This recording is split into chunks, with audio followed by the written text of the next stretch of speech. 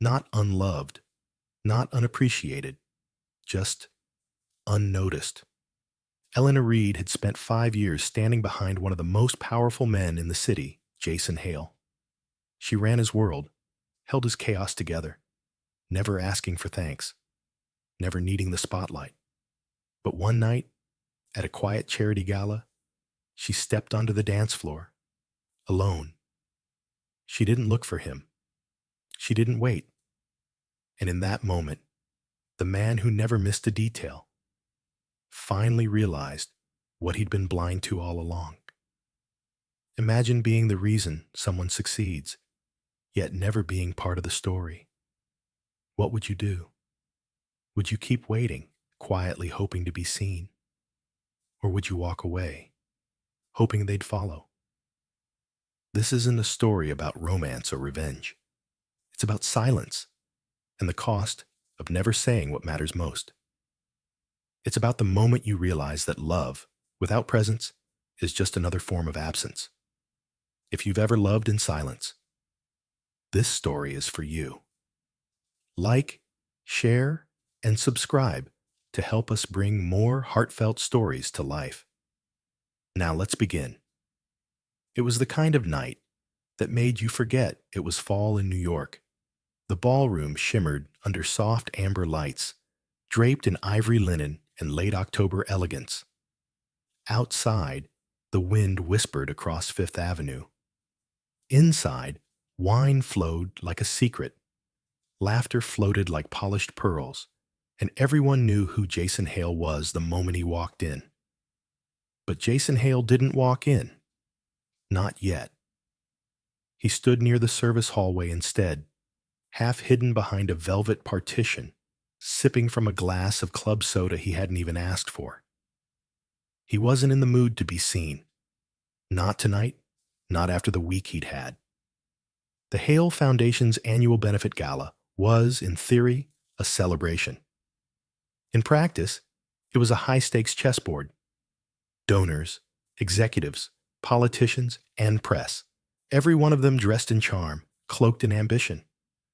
But none of that was what unsettled Jason. It was her, Eleanor Reed. She was on the dance floor, alone. It was not a performance. There was no showmanship, no glitter in her steps. Just a simple, elegant sway to the jazz quartet's slow rendition of At Last. She moved with grace, grounded in her own rhythm, unaware, or perhaps unbothered, by the eyes around her. She wasn't trying to be seen, and yet Jason couldn't look away. She wore a navy dress, not flashy, not fashionable, just her. Shoulders bare, hair in a low twist, with a few rebellious strands framing her face. It was a look he'd seen countless times, in countless meetings, but never like this. He had known Elena for nearly 5 years. She was a project manager with sharp instincts, steady hands, and the kind of integrity that made people either respect her or stay out of her way.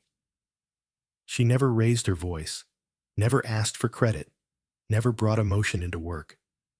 In Jason's world of investors and calculated risk, she was the closest thing to calm he allowed himself. But this was new. There was something about watching her dance alone that felt intimate, almost too intimate, as if he had stumbled into a moment that was never meant to be witnessed. And it shook something in him he didn't want to name. Because Jason Hale, billionaire, innovator, Wall Street's golden boy, didn't believe in unscripted feelings. Everything in his world had a place, a function, an exit strategy. Until now. The applause was soft when the music ended, like polite punctuation. Elena dipped her head slightly, a quiet acknowledgement, then walked off the floor without fanfare. She passed by Jason's line of sight without noticing him. Or maybe she did. He couldn't tell. She didn't smile. She didn't speak. She just walked. But in that silence, Jason felt something he hadn't felt in years. Unseen. And somehow that mattered, more than he wanted to admit, more than he was ready to understand. Because if Elena Reed, who had built his world behind the scenes, could dance alone and not wait for anyone, maybe she had stopped waiting for him too. And that thought, that possibility, sank deeper than it should have. He straightened his tie, exhaled slowly, and finally walked into the ballroom. But the music had already changed, and Elena was already gone from the dance floor. The next morning arrived with the kind of crisp, sunlit quiet that only early autumn in Manhattan could bring. Outside the Hale Innovations headquarters, the city pulsed like always, cabs weaving, coffee lines forming, ambition humming beneath every polished shoe. Inside the 34th floor, Jason Hale walked into his office at exactly 7:43 a.m., and Elena Reed was already there. She always was. She stood by the long glass window, reviewing the latest project update on her tablet, back straight, hair in a familiar bun. On the table beside her, 2 coffee cups waited. His, black, no sugar. Hers, with almond milk and a hint of cinnamon. It was a rhythm they'd never discussed, but never broke. "Good morning," Jason said, his voice even. "Morning," she replied, without looking up. She never mentioned the dance, and neither did he. For years, that had been their pattern: precision over presumption, function over feeling. She anticipated his meetings before they were on the calendar, filtered emails before they reached him, understood the way his mind worked in a way no one else had. Not even his former partners, not even his ex-wife. But there had always been a line: invisible, implied, invulnerable. Jason remembered the first time he met her, a Monday, February. She wore gray slacks and a navy blouse, nothing that stood out. But when she spoke, clear, firm, quietly confident, he knew she would be invaluable. What he hadn't expected was how quickly she became indispensable. He told himself it was her efficiency, her problem solving, the way she made entire departments move smoother just by adjusting their calendars. But deep down, he knew it was more. It was the way she made his world feel. Less chaotic. She never pried, never flattered, never acted like she needed him to notice. And maybe that was why he noticed. There were moments over the years that stood out more than he admitted. Like the time she stayed until 2 a.m. after a product recall and left a note with a single line: "You were right about the supply chain." Or the winter she came into the office the morning after her father's funeral, hair pinned back, face calm, not once mentioning where she'd been the day before. Or the way she always stepped aside when the press was around. Not shy, just private. Jason had built a life on control, data, trends, everything predictable, replicable. But Elena defied that in the gentlest way. She never made demands, never asked for more. She simply gave, day after day, without expecting anything in return. And he, like a fool, had come to expect it. Now, the memory of her dancing, alone, played on repeat in his mind like a record that refused to stop skipping. He cleared his throat, trying to shake it. "Elena," he said, his voice lower than intended. "That gala, did you enjoy it?" She looked up, surprised by the question. Then a pause. "I did." Another pause. "I needed it." Jason nodded, unsure what else to say. He wasn't good at asking, worse at explaining. But something inside him whispered that the line between them, whatever it had been, had shifted. And once that line moved, there was no going back. By the following week, the memory hadn't faded. If anything, it had embedded itself deeper, like a sliver of glass just beneath the skin. Not bleeding, not visible, but unmistakably there. Jason Hale sat alone in the quiet of his private office, blinds partially drawn, the soft hum of the air system the only sound in the room. He'd gone through 3 contract drafts that morning and couldn't remember a single clause. His mind, unwillingly, frustratingly, kept drifting back to her. Not just the dance, but something else. It was Monday afternoon. Elena had just stepped out after a call with their Tokyo partners, and Jason found himself watching the imprint of her coffee cup on the table. Still warm. He used to see her as an extension of his efficiency, the perfect right hand.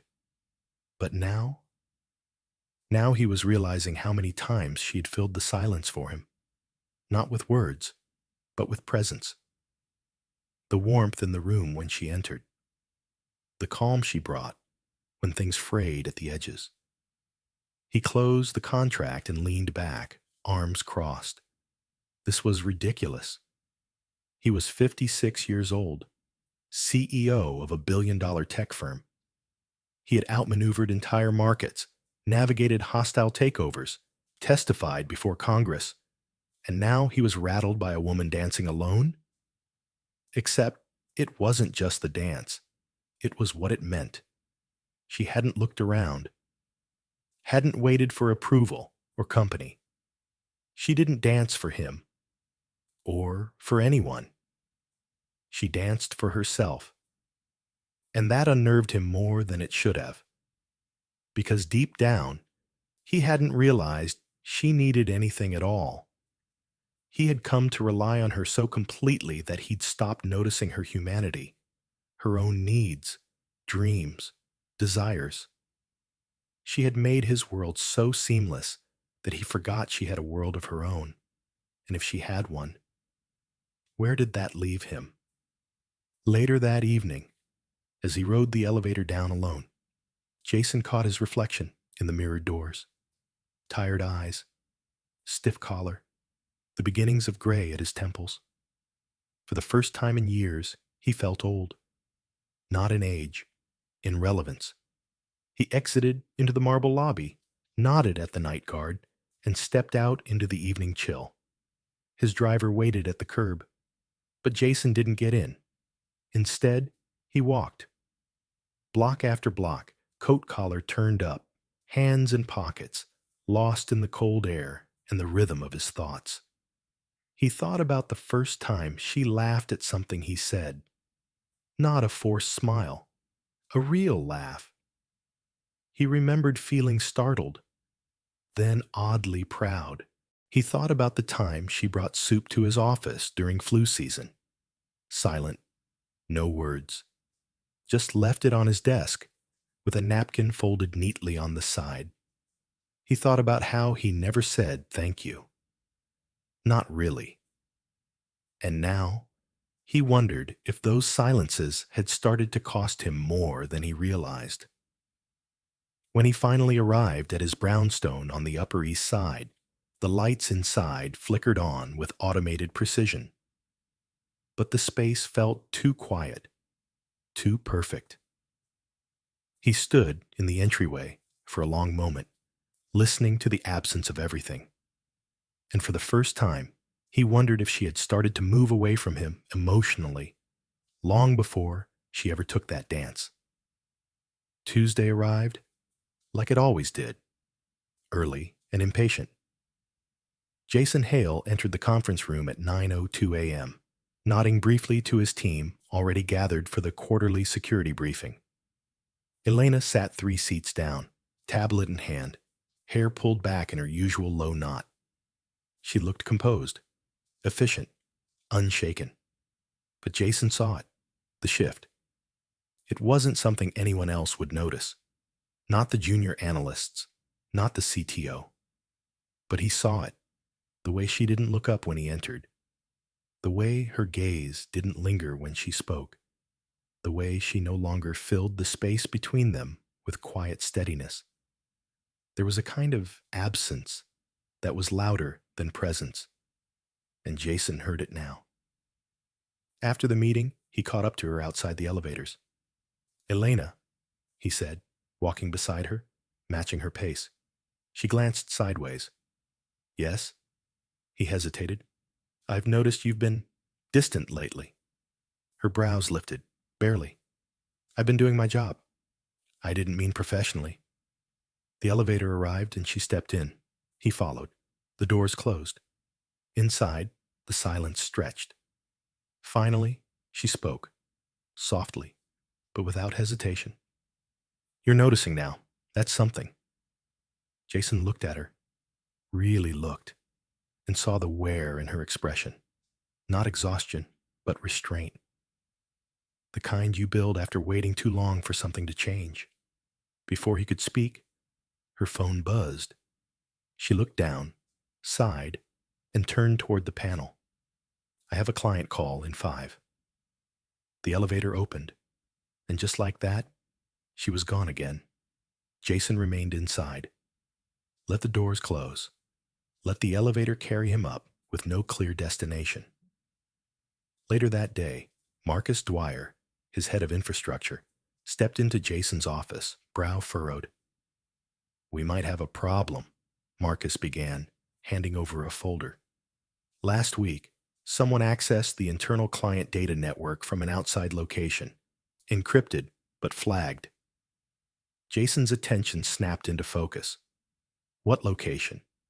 A remote address. No breach, no damage. But here's the thing. Whoever did it used Elena's credentials. Silence. Jason's throat went dry. It might be a clone, or just a glitch, Marcus continued, but I thought you'd want to know. Jason nodded, keeping his expression unreadable. Thank you. Keep this internal for now. Marcus left. Jason sat back, staring at the folder on his desk. Her login. Her name. No evidence of wrongdoing. No reason to assume anything. But the timing, the coincidence, the doubt. It crept in like a draft through a window left open. He hated himself for it, but he couldn't ignore it either. That evening, Elna knocked on his office door just before 6. She handed over the week's projections, detailed, clean, consistent. Anything else you need tonight? She asked, voice neutral. Jason looked at her for a long second. Number, that's all. She turned to leave. Elena, she paused, turned back. He opened his mouth, but the words refused to come. Suspicion, care, concern, they tangled together like wires crossed. And so, once again, he said nothing. She nodded once, eyes unreadable, and left. And Jason sat there alone, folder unopened, guilt blooming quietly in his chest. Wednesday came wrapped in rain. It wasn't the dramatic kind. No thunder, no lighting. Just a steady, whispering drizzle that blurred windows and made the city look like it was thinking too hard. Jason Hale sat behind his desk, a cup of untouched coffee cooling beside him. He had barely slept. The folder with Elena's login incident still sat on the edge of the desk, unopened but heavy. And then she knocked, software precise, the way she always did. Come in, he said, though his voice betrayed him. Low, worn thin. Elena stepped inside, holding a set of documents. She was wearing gray again. Rain darkened her sleeves, her hair slightly damp at the edges. Still composed, still Elena. I finalized the pitch deck for Friday's investor roundtable, she said. Would you like to review it now? Jason didn't look at the papers. He looked at her, and something in his expression stopped her mid-step. Elena, he said. She waited. There was an access breach last week. He began slowly, carefully. Someone used your credentials. Her face didn't change. I know, she said. That caught him off guard. You know? Marcus told me yesterday. Why didn't you say anything? She set the folder down. Because I wanted to see if you would. Silence fell between them. Thick, humid, unforgiving. Jason stood slowly, hands resting on the back of his chair. I didn't want to assume anything. But you did, she replied, voice calm but steady. You always do. Elena, it's not that I think you... She cut him off. You think I what? Sold our data? Played both sides? Lied to you? Jason took a breath. I don't know what to think. And that's the problem, isn't it? She said, stepping forward, voice trembling. Not with anger, but with something deeper. You don't know, because you never asked. He flinched. All these years, she continued, I've done everything to protect this company, to protect you. And the first sign of trouble, your first instinct is to question me. Jason's voice lowered, almost to a whisper. It's not about you, Elena. It's about control, security. I've been burned before. I'm not your past, she said. I know. Do you? Another silence, but this one burned. Elena turned away, one hand gripping the edge of the table. I danced alone that night, she said, because I needed to remind myself I could. Jason closed his eyes. I waited, Jason, she added. I waited for years for something more than polite professionalism, and I finally stopped waiting. He opened his mouth, but the words, always calculated, always careful, died on his tongue. I can't keep working in a place where I'm only trusted when everything is going right, she said, voice now quieter. Where my loyalty is invisible until questioned. Jason took a slow step forward. I trust you. She turned, meeting his eyes, hurt and resolute. Then say it when it matters. And with that, she left the office. Jason didn't stop her. He stood there in the middle of the room, the rain tapping faintly on the glass behind him, and realized something that shook him to his core. He hadn't just failed to trust her, he'd failed to see her. Thursday unfolded with a stillness that didn't match the city's usual rhythm. The office moved on, phones rang, meetings happened, coffee was brewed. But for Jason Hale, time had stalled. Elena hadn't come in that morning. No message, no delay notice, just absence. He told himself she needed a day, that this wasn't new, that she would be back. But deep down, he wasn't sure. At 3:17 p.m., Marcus stepped into his office, quiet and hesitant. I know it's not my place, Marcus said, but I thought you should see this. He placed a slim envelope on Jason's desk, a memo. One Jason had signed 2 years ago. Jason opened it, frowning, until he recognized what it was. A disbursement slip. From the Hale Foundation's Discretionary Education Fund, $48,000. Allocated under the Emerging Women in STEM grant. Recipient, Miguel Reed, Elena's younger brother. Jason remembered that decision. Vividly. It was late. Elena had just left for the day.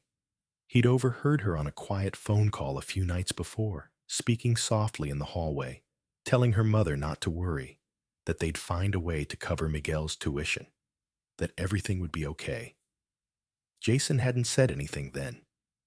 Instead, he had created a scholarship line, hidden under a general fund, approved it without a word, anonymous, no recognition, no signature.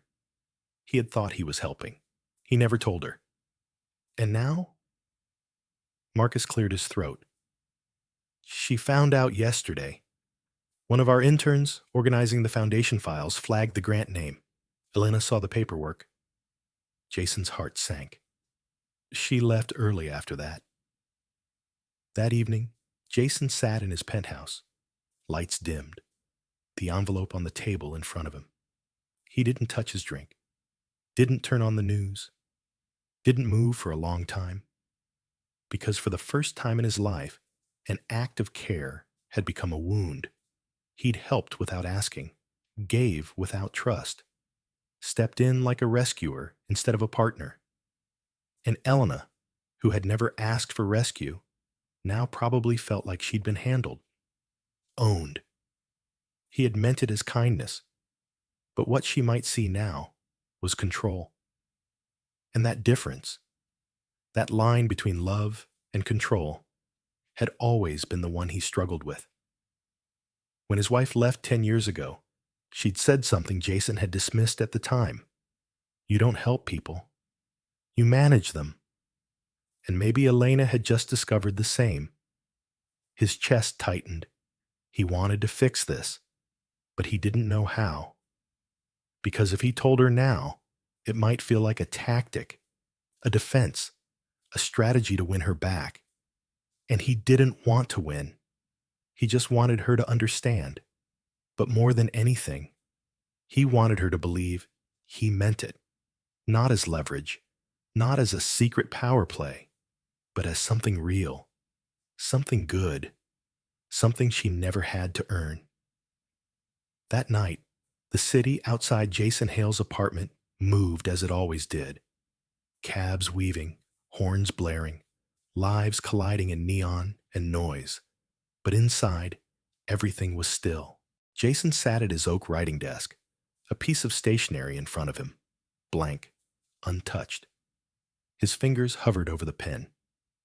He had never written a personal letter in his life. Memos, sure. Contracts, presentations, investor reports, yes. But a handwritten letter? That was something other people did. People who weren't afraid of the wrong words. But tonight, for the first time in years, he didn't want a script. He wanted the truth. So he began to write. Elena, if you're reading this, I've done what I should have done a long time ago. I'm not good at saying things out loud, not the real things. But I want you to know. I saw you from the beginning. I saw you when you fixed entire departments without asking for credit. When you stayed late without being asked. When you made my world work in ways I never acknowledged. I saw you carry everything and never ask for help. And maybe that's why I thought I could help you without asking. The scholarship, it was me. I heard you on the phone that night. You didn't know I was listening. You were tired. But even then, you were reassuring everyone but yourself.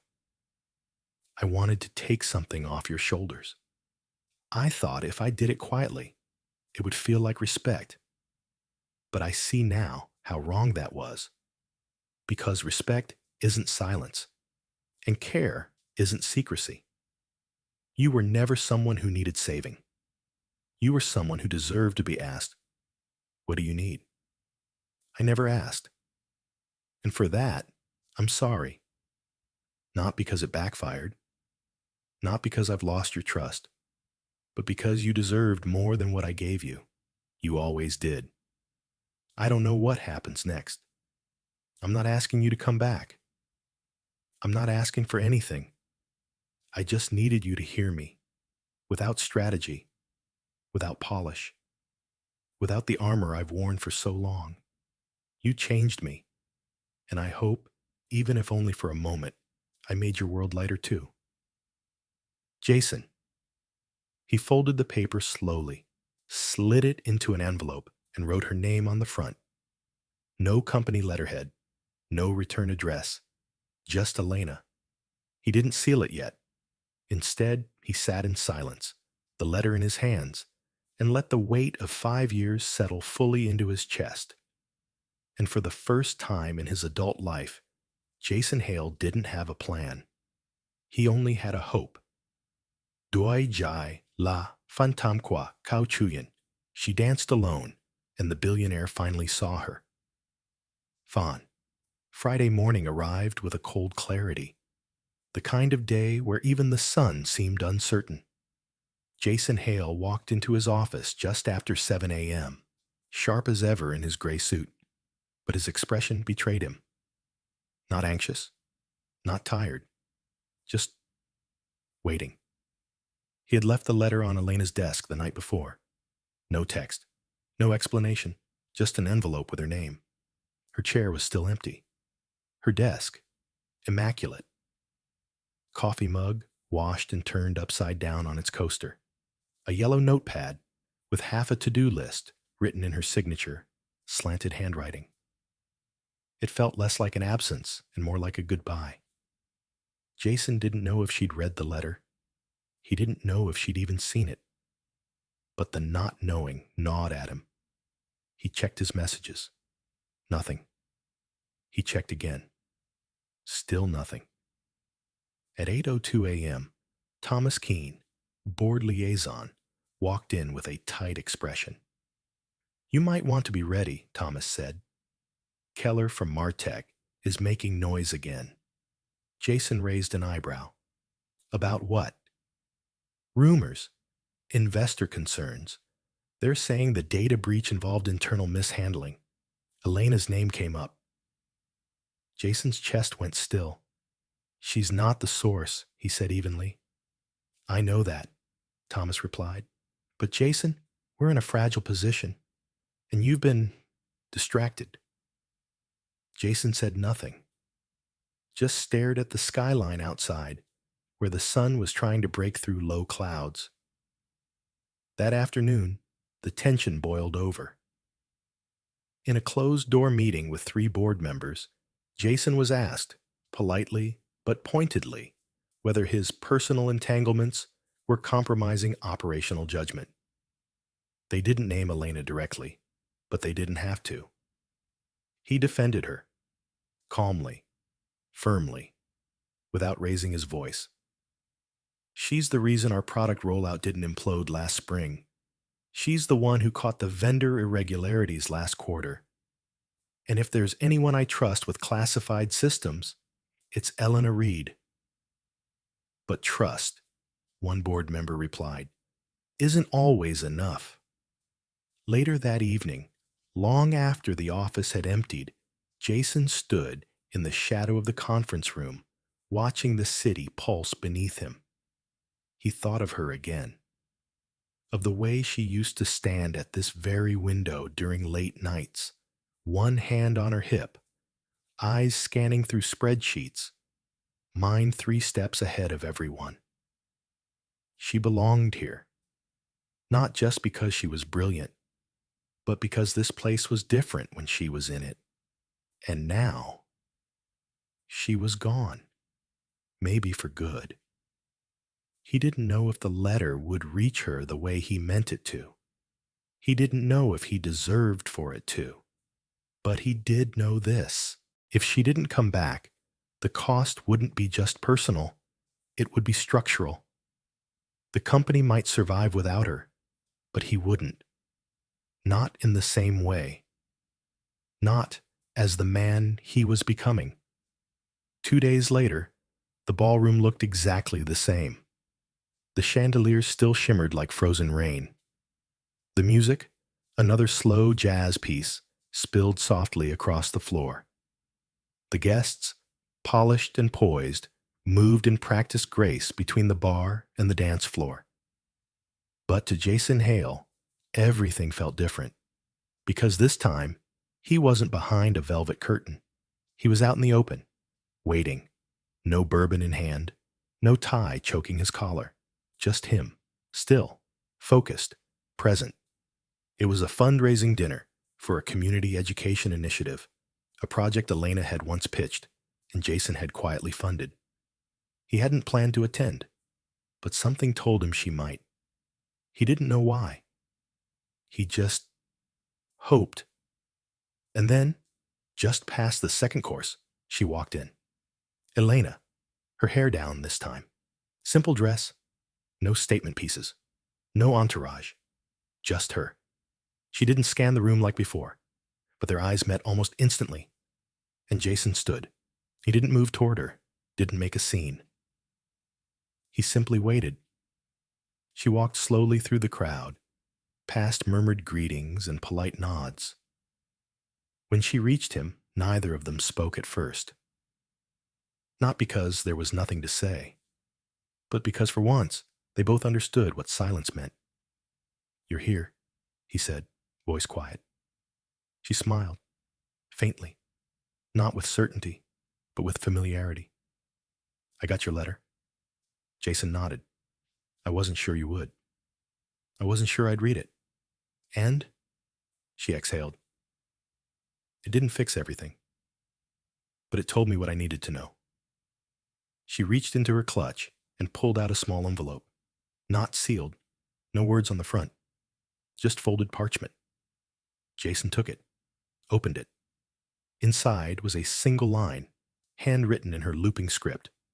Next time, ask. He looked up, and for the first time in a very long time, he smiled without guarding it. They stood there, surrounded by the hum of conversations and clinking glasses, but nothing else mattered. Finally, Jason extended his hand. Would you like to dance? Elena looked at it, then at him, and for the first time, she didn't hesitate. She placed her hand in his, and together they stepped onto the dance floor. No spotlight, no audience, just two people learning to move. Finally, in rhythm. 2 days later, the ballroom looked exactly the same. The chandeliers still shimmered like frozen rain. The music, another slow jazz piece, spilled softly across the floor. The guests, polished and poised, moved in practiced grace between the bar and the dance floor. But to Jason Hale, everything felt different. Because this time, he wasn't behind a velvet curtain. He was out in the open, waiting. No bourbon in hand, no tie choking his collar, just him. Still, focused, present. It was a fundraising dinner for a community education initiative, a project Elena had once pitched and Jason had quietly funded. He hadn't planned to attend, but something told him she might. He didn't know why. He just hoped. And then, just past the second course, she walked in.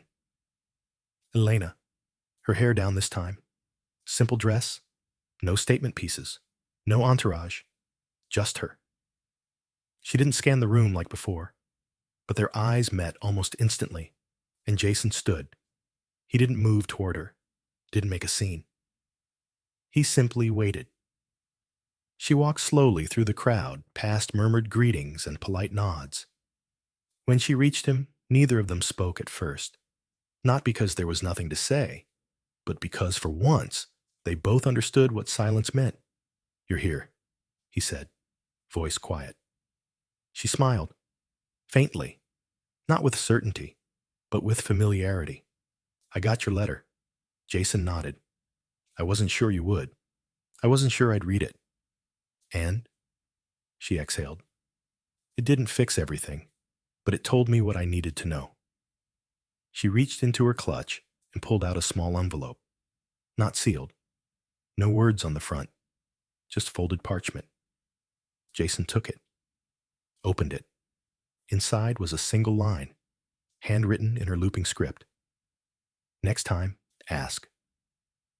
He looked up, and for the first time in a very long time, he smiled without guarding it. They stood there, surrounded by the hum of conversations and clinking glasses, but nothing else mattered. Finally, Jason extended his hand. Would you like to dance? Elena looked at it, then at him, and for the first time, she didn't hesitate. She placed her hand in his, and together they stepped onto the dance floor. No spotlight, no audience, just two people learning to move. Finally, in rhythm. The office didn't change overnight. There were still meetings, still numbers, still early mornings and 2 late nights.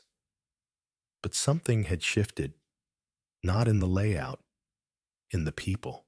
Elena returned to her desk, not with ceremony, but with quiet purpose.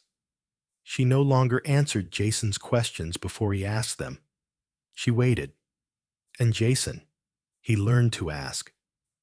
He stopped assuming silence meant agreement, stopped believing loyalty meant invisibility. They didn't talk about the letter again. They didn't need to, because it had done what words often fail to do. It opened a door, and neither of them had closed it since. A few weeks later, Elena stopped by Jason's office just before sunset. The city outside glowed amber, buildings casting long shadows across the glass. "I thought you should see this," she said, handing him a folder. It was the first draft of a new mentorship initiative for first-generation college students pursuing tech careers. Jason flipped through it. His eyes paused at the last page. A quote, handwritten in the margins: "Visibility is the first act of care." He looked up. Elena smiled. "It's not just about scholarships anymore. It's about showing up." Jason nodded. "I'll fund the entire program." "No," she said gently. "We'll fund it. Together." He smiled. No protest. No deflection. Just yes. That night, Jason found himself walking home instead of calling his driver. The cold had returned. Late November had crept in quietly. The streets sparkled faintly with early lights. He stopped by a bench near the park, sat down, and let the air fill his lungs. For so long, he had built his world on silence, because silence felt safe, predictable, controlled. But in doing so, he had missed so much. The touch of gratitude left unsaid. The warmth of presence left unacknowledged. The cost of not asking the people closest to you, "What do you need?" And maybe, just maybe, that was the deeper message of it all. That love, real love, isn't about protecting others from pain. It's about showing up even when you're afraid, speaking up even when it's awkward, listening even when it hurts, especially when it hurts. We don't all get the timing right. Sometimes we love too quietly. Sometimes we help without asking. Sometimes we wait until someone is already halfway out the door before we speak. But if we're lucky, if we're honest, if we learn, we get a second chance. Not to erase what we missed, but to build something better. From truth, from trust, from finally being seen. Epilogue. Note to readers: if this story reminded you of someone you once waited for, or someone who waited for you, don't wait for the perfect moment. Say it, even if it's clumsy, even if it's late, even if it's hard. Because sometimes, the most powerful thing you can offer isn't love or money or help. It's your truth, spoken out loud before the moment is gone. This story reminds us that presence is more than proximity. It's attention, it's care, and most importantly, it's choosing to speak, especially when the words are hard. Many of us, especially as we grow older, learn to carry love quietly. We believe actions will speak for us. We tell ourselves the people we care for must know how we feel. But the truth is, sometimes they don't. Sometimes they're waiting for us to ask, to notice, to simply say, "You matter to me." Jason Hale learned this too late, but not so late that it couldn't still matter. So here's the lesson. Don't wait until the room is empty to say what's in your heart. Call the friend. Apologize. Say thank you. Say I see you. Because love doesn't always need a grand gesture. Sometimes it just needs to be heard. Thank you for sharing your time with this story. If it touched something in your heart, if you saw even a small piece of yourself in Jason or Elena, please like, share, and subscribe to our channel. Your support helps us continue bringing stories that speak to the quiet truths we often carry inside. Until next time, take care and never leave the important things unsaid.